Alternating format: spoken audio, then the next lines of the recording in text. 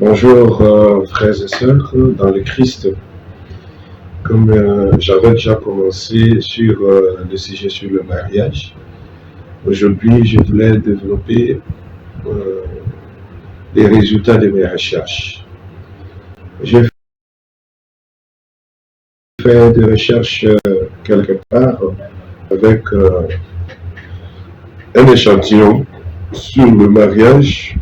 Je peux vous partager quelques résultats et après je vais développer maintenant les critères que je considère comme très importants pour le mariage.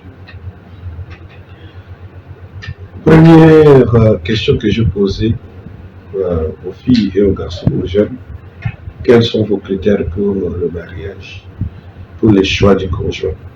Ils nous ont parlé d'abord savoir écouter. Et pour savoir écouter, choisir le conjoint idéal. J'ai trouvé 35% de femmes qui privilégient l'écoute contre 23% des hommes qui privilégient l'écoute. Aimer, deuxième critère, la fidélité. J'ai trouvé 54% de femmes qui placent la fidélité en tête des listes contre 47% des hommes. Et aimer les enfants, les critères, l'amour qu'on doit donner aux enfants. Parmi les critères sélectionnés du parfait partenaire de la vie, il y a 23% de femmes qui préconisent les critères aimer les enfants, contre 16% des hommes, des jeunes garçons, qui privilégient également l'amour qu'on doit donner aux enfants. L'attirance physique. 2 fois plus d'hommes que de femmes énumèrent l'attirance physique parmi les 3 critères les plus importants pour choisir le conjoint. 26% des âmes chez les hommes contre 13% chez les femmes sur ce qu'on appelle l'attirance physique. Alors, il y a 13% des hommes mentionnent les critères comme bon partenaire sexuel contre 6% chez les femmes. Mais ce qui est très étonnant chez moi, que j'ai retrouvé, c'est les critères de moyens, de l'argent. Et ce critère-là est très développé chez les femmes. 79% des femmes privilégient les hommes qui ont l'argent. Une simple phrase. Celui qui est prêt avec son argent, il peut venir m'épouser. Donc, c'est le plus grand critère à nos jours chez nos enfants. Critère d'argent. Alors, c'est pour cela que je pose la question. Est-ce que ces critères que je viens de mentionner sont suffisants pour un bon choix en amour? Ma réponse vient rapidement dire non. Il existe des éléments beaucoup plus importants à considérer dans une relation amoureuse que ce que je venais de citer ici, l'attirance physique, aimer les enfants, partenaire sexuel, l'argent, avoir de l'argent, savoir écouter, la fidélité. Moi, je voulais en développer 5. Je ne dis pas que c'est exhaustif, mais 5 critères. Le premier critère, des valeurs communes. Chers frères et sœurs, surtout jeunes, si vous voulez vous marier, vous voulez avoir un partenaire idéal pour le mariage, commencez d'abord par voir et chercher en l'autre des valeurs qui vous conviennent. Des valeurs, si on développe ces valeurs-là, les valeurs sont plus importantes que tout ce qu'on peut dire. Des valeurs comme la sincérité, la vérité, la justice, la compassion, la vérité. Des valeurs comme avoir pitié des autres. Quelles sont les valeurs que toi tu as et que tu cherches chez l'autre pour que ça puisse être complémentaire?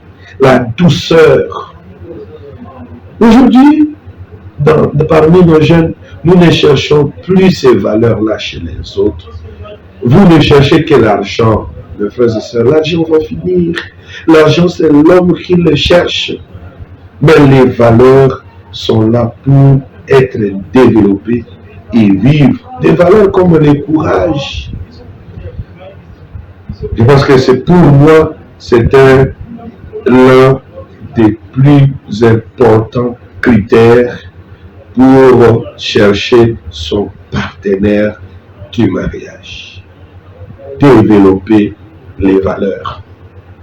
Chères sœurs, chers frères, si vous avez des valeurs communes, vous allez vivre un vrai amour.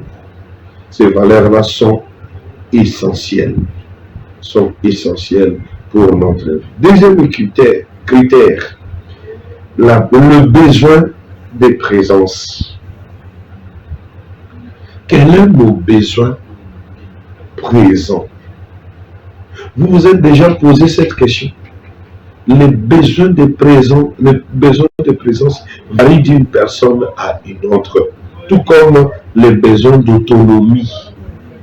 Avoir besoin de présence similaire contribue à une vie amoureuse plus satisfaisante. Le fait de vouloir être en présence de la personne que vous aimez à tout moment ne constitue pas nécessairement la dépendance affective. Mais ici, on parle d'un style d'attachement et qui amène quoi? La complémentarité, besoin de présence. Moi, parfois j'appelle ça l'amour décision. C'est-à-dire, j'ai peur de perdre quelqu'un, mais que cette peur-là ne m'envoie pas à la jalousie, mais ta présence me rassure. C'est-à-dire, cette présence-là peut être physique ou même en distance, mais je me rassure que tu es présent. Je suis présent, en présence de quelqu'un qui m'aime. Et ce besoin-là, si ça n'y est pas, la présence de l'autre devient une absence. C'est-à-dire, vous êtes dans une maison comme deux éléments juxtaposés. La présence de l'autre ne t'amène pas une paix intérieure, extérieure, intérieure. La présence de l'autre devient inutile. La présence de l'autre devient une absence. Mais le besoin de présence, comme je l'ai dit, c'est un critère, un vrai critère psychologique, on peut le dire psychologique, mais une présence rassurante, une présence sécurité, une présence qui fait en sorte que je puisse être à mon aise. Une petite anecdote, vous voyez la petite absence d'Adam, qu'est-ce qu'a produit? Voilà. Troisième critère, des intérêts communs. Pour choisir un partenaire du mariage, il faut que vous puissiez avoir des intérêts communs, des besoins communs. Les intérêts communs, quand je parle des intérêts communs, vous avez la fidélité des enfants, vous voulez quel type d'enfant, vous avez besoin de quoi? De la stabilité, vous voulez vous installer, vous ne voulez pas trop dépenser. Et quand il s'agit de dépenser, vous dépensez dans des projets concrets, des projets durables, et ne pas dépenser l'argent pour rien. Donc, dilapider l'argent pour rien, mais vous orientez le moyen que vous avez, les idées, le projet, vous les orientez dans des choses, pour des choses et des intérêts communs. Les gens que moi j'ai côtoyés souvent considèrent les intérêts communs comme l'élément clé d'une relation amoureuse durable et agréable. Parfois, je pose la question, les gens, même s'ils peuvent dire ça d'un autre langage, mais les termes qui disent intérêt commun, beaucoup.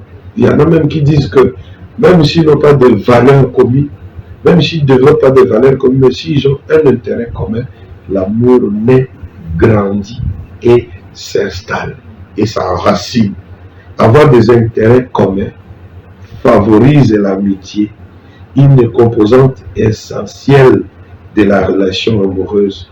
D'ailleurs, avoir des intérêts communs favorise également des complicités dans une relation amoureuse. Quatrième critère, des traits de personnalité.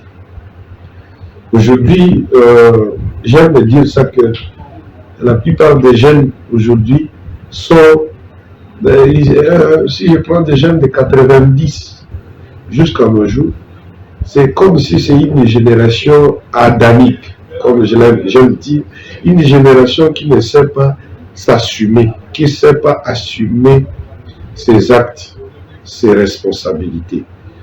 Donc, la faute, c'est toujours la faute des autres. C'est toujours la faute des autres. Non, ça c'est manque de personnalité. Et dans les traits de personnalité, nous trouvons par exemple l'ouverture à l'expérience. Savoir risquer pour de bonnes expériences. La conscience professionnelle.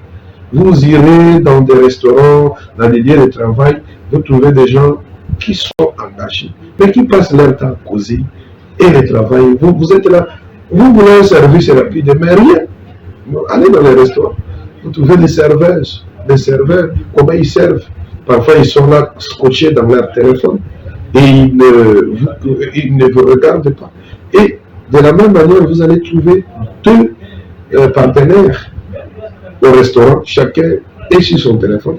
Ils n'ont pas le temps de causer, de parler. Donc, voilà, conscience personnelle. Il y a ce qu'on appelle l'extraversion. Savoir également faire sortir ce qu'on a, ce que tu veux, ce que tu ne veux pas, tes projets.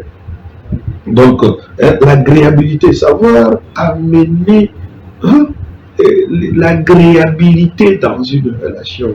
Il ne faut pas que ton partenaire passe tout son temps à se justifier. Passe tout son temps à se justifier. Pourquoi tu as fait ça? Pourquoi ça? Non! Évitez cela dans une relation. La relation n'est pas un tribunal. La relation n'est pas un camp militaire. Là où on doit se justifier chaque jour. Alors, cinquième critère, oui, je reviens sur cela, l'attirance physique. Oui, nous cherchons également d'avoir quelqu'un de présentable pour qu'on ne puisse pas être complexé dans la communauté, complexé dans la sortie, dans une sortie avec les amis, au lieu de travail, de ne pas avoir honte de présenter son partenaire à ses amis, à sa famille, au lieu de travail. C'est pourquoi les critères de l'attirance est également très important, plutôt, parce que ça crée des frustrations. Ça crée des frustrations. Il faut chercher ces critères-là d'attirance physique est très important également. Il faut choisir la personne de son goût. Que le Seigneur bénisse, qu'il fasse que cette année 2025, vous puissiez avoir beaucoup de mariages et des relations de bons mariages avec des relations stables. Que Dieu vous bénisse. Amen.